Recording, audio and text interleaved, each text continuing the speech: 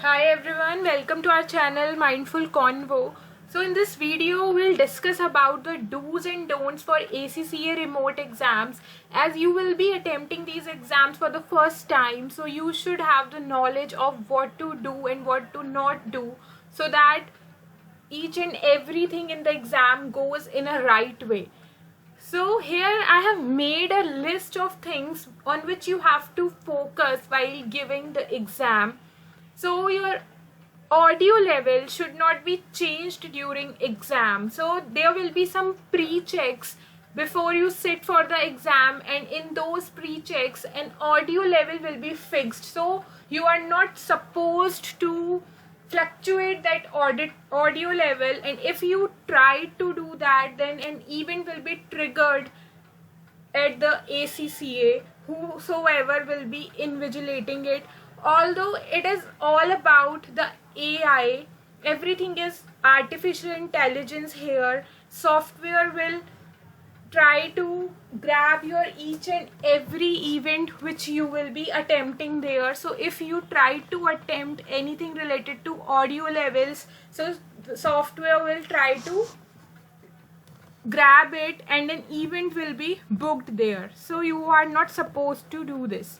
Then other one is that you are not allowed to open any session in browser incognito. You have to only use Mozilla or Google Chrome, and if you try to open any browser incognito, so what is browser incognito? Incognito is something, the private browser, if you try to open it, so it is not allowed during the ACCA remote exams. And other one is browser window should not be resized. So you are not supposed to resize any window during the exam. If you do this, this event will be triggered there and AI will grab it. Then you are not allowed to open new tab in the browser. So if you are giving your test, don't attempt any such things where you have to open any new tab, because there is no such requirement during the exam. And any attempts made by test taker to copy and paste content will trigger this event as an incident. So don't you try to copy or paste anything from the screen. If you try to do it, it will not be good during the exam. Then don't try to disconnect your microphones. So once you have completed your pre-checks, as the microphones availability is also a part of pre-check. So if you have completed your pre-checks, and at that time your microphone should be on, and then after that if you try to close it, it will also be triggered as an event. And there should not be any movement by the test taker. Any movement will be triggered there. So if you are trying to do some cheating thing or any movement which is not acceptable, then it will be triggered there in the software. Then multiple persons should not be there. So while you are giving the exam, in your screen there should not be multiple persons. There should be only one person there.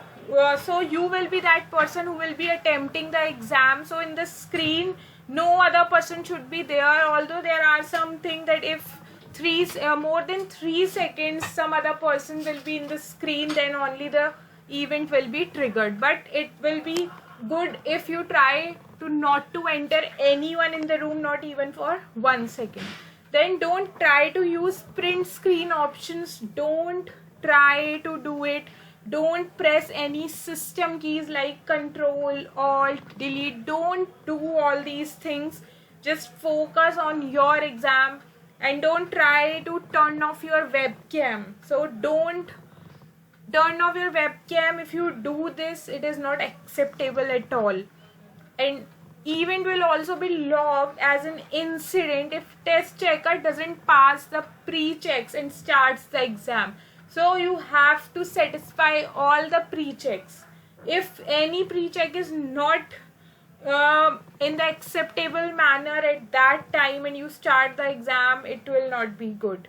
And also focus on your power settings, because if you set your power settings at sleep or hibernating mode, it is not good because the screen will close at that time, so this should not happen. So these are the very common points which are should be in your mind.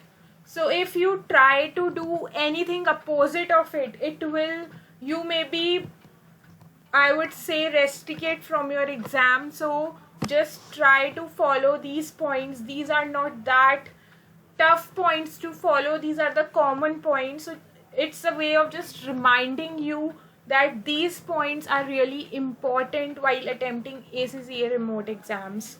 So it was all about the video. Don't forget to subscribe the channel. Till then, goodbye. Thank you.